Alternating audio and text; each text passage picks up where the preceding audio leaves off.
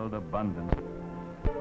And such were his people, best dreams, right forgotten, quick, minds alert, industrious. There's a boundless thread of beauty in them which they weave into the fabric of their lives.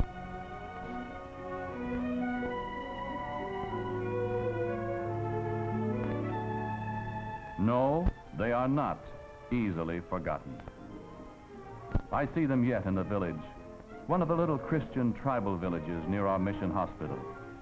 I see the cluster of huts, and I see Moses Mvando. Yes, Mose was a familiar and a beloved little figure in the village. He never missed the clacking of betel nuts, which meant his friends were playing jacks. And among his fellows, there was always room for Moses Mvando. But such is life for all boys, that their mothers always call them when they're having the most fun. And, as would his brothers everywhere, Mose rushed over to heed his mother's call.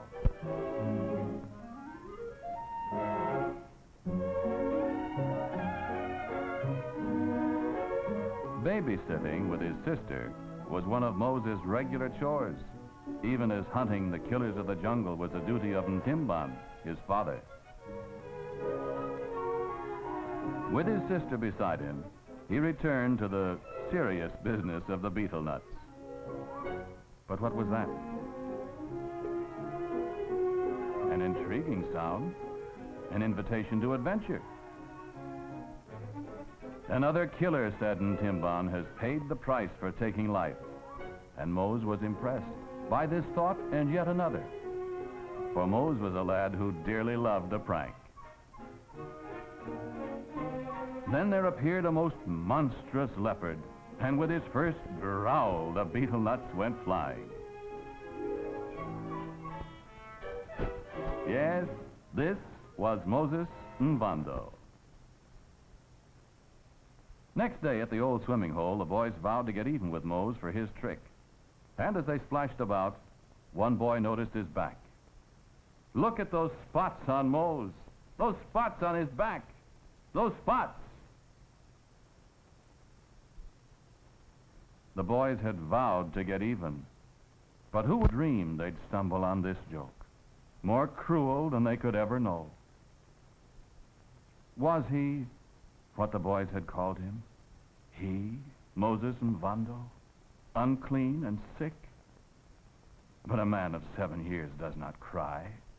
Mose told himself again and again that a son of Ntimban does not cry. The sounds of his sobbing joined with the sad, sweet music of the stream and rose skyward in a piteous lament.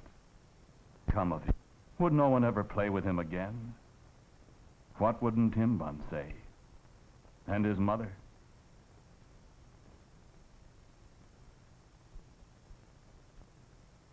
The light had gone out of his world. He lay on the floor of his hut, listening to the sounds of the rain, listening, waiting, hoping that he might hear some message of hope from heaven. So was it with him until he cried himself to sleep.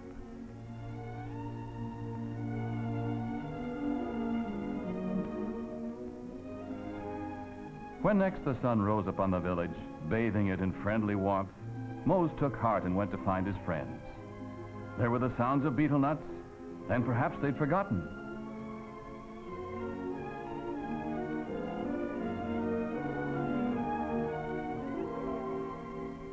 He could not control the impulse to throw off the terrible word, to be rid of it, now and forever. But remembering himself, he quickly erased it, lest others should come to know. No longer might he even touch his baby sister. In the days that followed, he took to wandering in the jungle. Forgetting its many hidden dangers, he drew comfort from the wild foliage which spread its myriad arms about him. But Ntimban had grown curious, and this day he had stalked his lonely son, ready with his spear should the boy be attacked.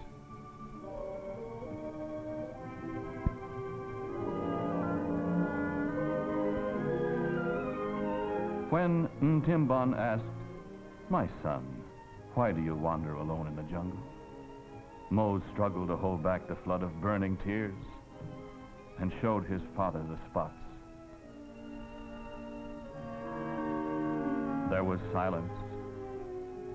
Had Ntimban been other than a Christian, he would have driven his son deeper into the bush to die. But instead, he comforted him. Next morning, all was ready. It had been decided that Mose must go to the mission doctor. The boy took leave of his mother and baby sister. And his old friends wished him well. At the mission hospital, the clerk asked Mose many questions. Later, they were called into the office of the white doctor.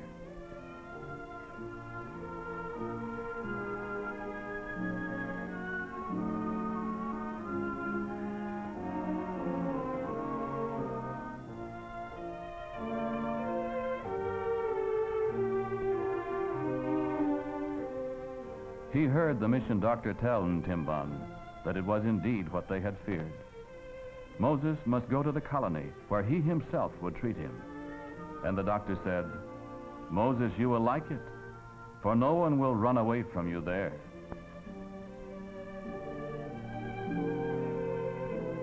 As they left, he saw other patients resting in the sun, but none were sick as he was sick. And Moses Mvando prayed.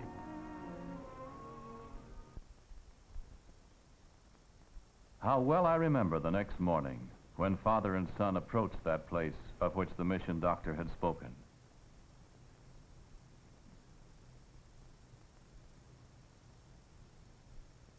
They had been seen by the drummer.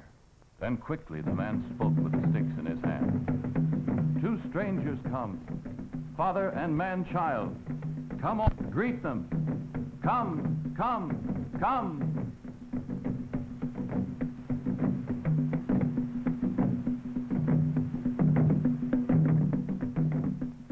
From wherever they heard the bark of the drum, many of the 800 came. For who but they could truly understand the fears that must be gnawing away at his trembling heart? He could feel the warmth these people offered him, and his heart grew quiet.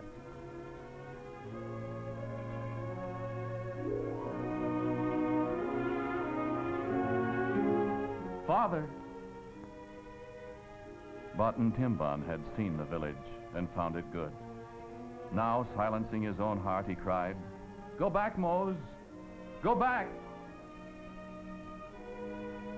The child was crushed, but he was not alone.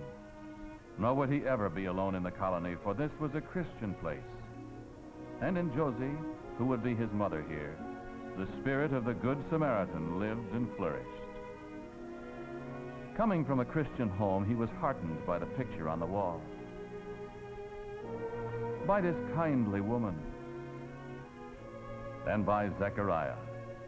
Children speak and understand a silent, universal language, and from the moment of their first meeting, these boys were brothers. Next day, Mose awaited his first injection of shalmugra oil. He feared the needle, and the very sight of it gave him pain.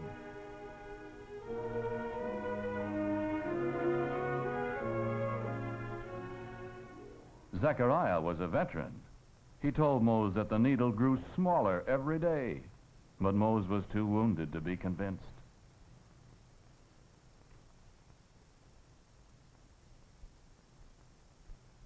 Zech was never at a loss for ideas, and he had one now.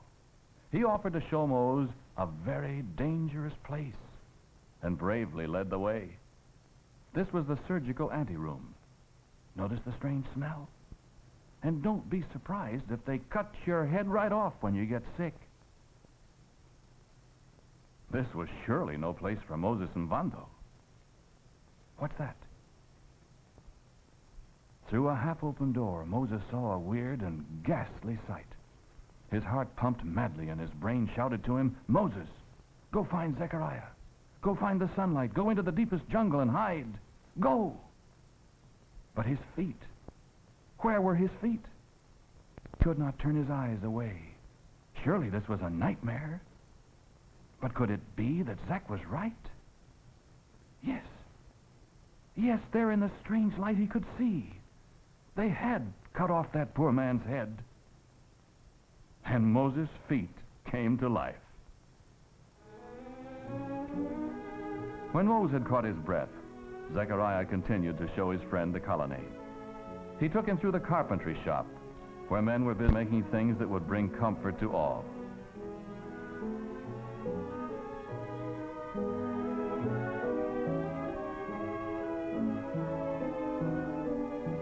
And where they found boys just a little older than themselves who had fashioned miracles in wood.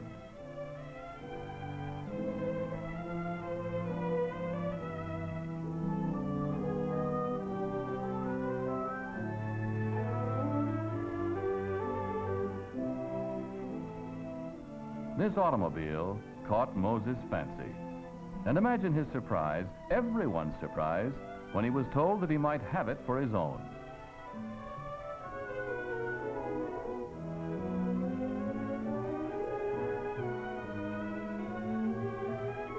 Next, Zechariah took him to the place where bricks were made. And wasn't this a wondrous thing to see? Indeed, it was more than Moses could resist, and even a scolding couldn't quench his sense of fun.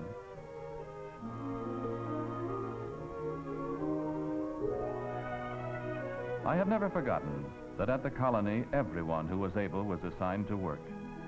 And brickmaking was very important, for every building standing in this village had been built by the patients themselves. These tragically stricken people were building not only the walls that would shelter them, but the foundations of a better life for those who would follow them here.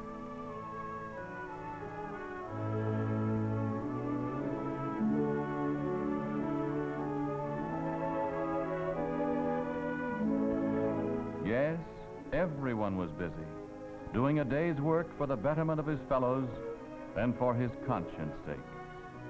And Moses and Zechariah had a piece of business of their own to attend to.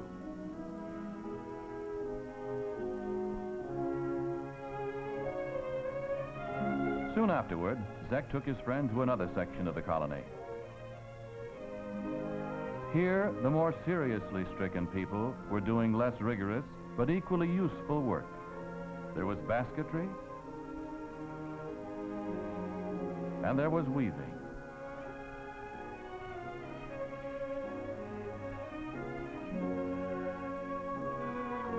Some men fashioned chopping bowls for the kitchen, patiently working from morning to dusk.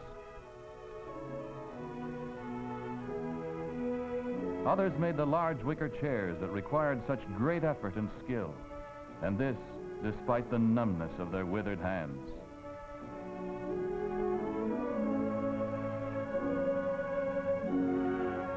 The metal workers were there too, using the goatskin bellows to blow air into the fire. This made the flame intense enough to shape the white-hot iron. And the women made pottery in the custom of their people.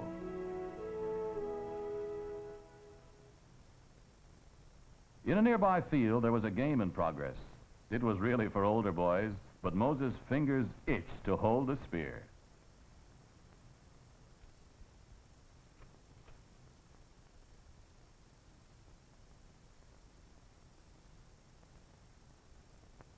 That evening, and every evening thereafter, Josie spoke to the children of the Bible, which they came to learn and love. At the colony, Sunday morning found everyone astir. Mose and Zech washed themselves hurriedly, for they were late. They brushed their teeth, taking time, of course, for a little contest of their own. But that was church call.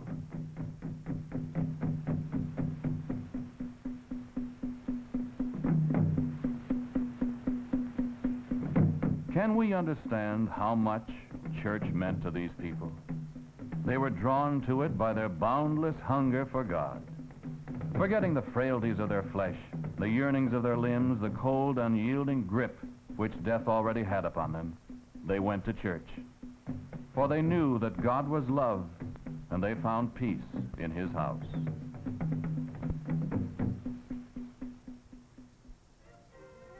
A year passed, and Mose took his place in the life of the colony.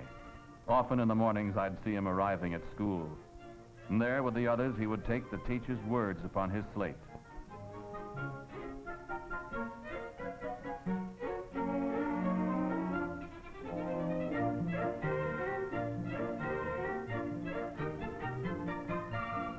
Moses and Vondo. He hadn't prepared this lesson too well, but perhaps he would get by. Then there were hymns, and surely God heard those children when they sang, "Jesus loves me, this I know." After school, we could hear the laughter of the children as they gathered in the field for play. There were cartwheels, one-legged races, leapfrog, and jacks played so gracefully by the girls. And there was entertainment offered by the colony musicians and acrobats.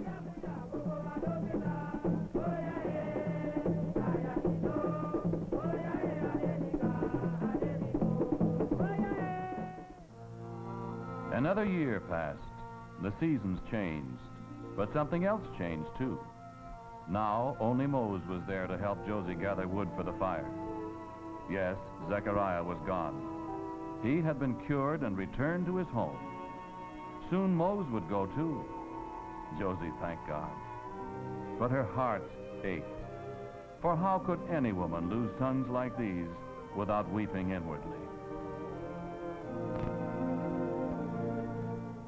All of us looked forward to the day when Mose would receive his final physical examination. How different from his first. Could it be that life had redeemed his flesh? Could it be that those spots were gone, never to return?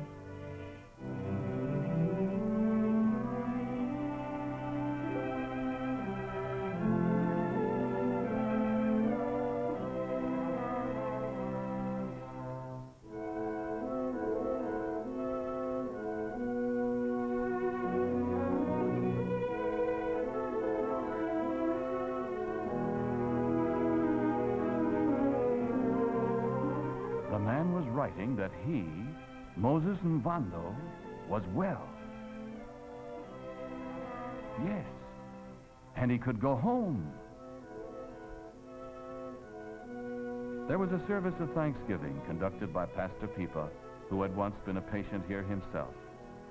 Pipa read from the book of Kings of Naaman, the afflicted one, how he dipped down in the river Jordan 7 times, and how when he came up, his flesh was clean. And all of us there thanked God for the blessing that had come to Moses and Mvando.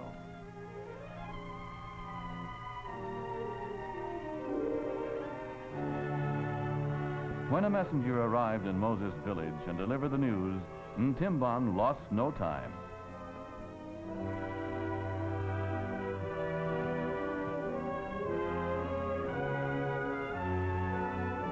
No father's love was greater than that of Ntimban's for Mose. And today, for the first time in 3 years, the man's heart opened to the beauty of God's world as he hastened through the jungle.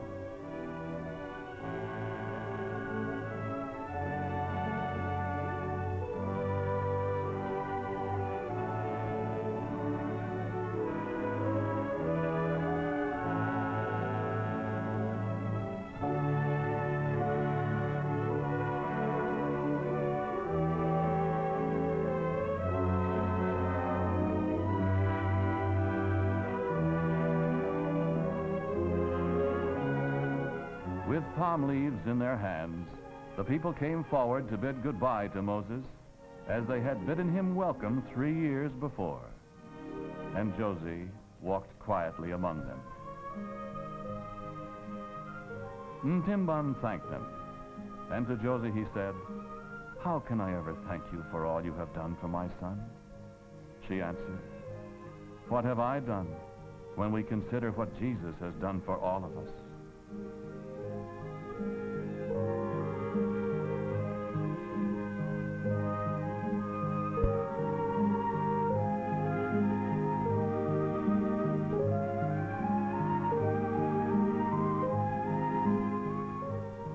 And thus, after 3 years, did Moses Mbando come home to his village.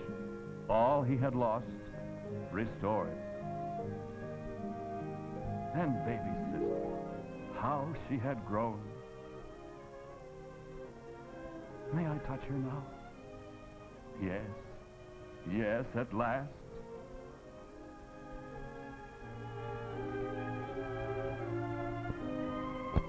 It's 12 years now since last I saw him, but his image is now of such is the kingdom of heaven.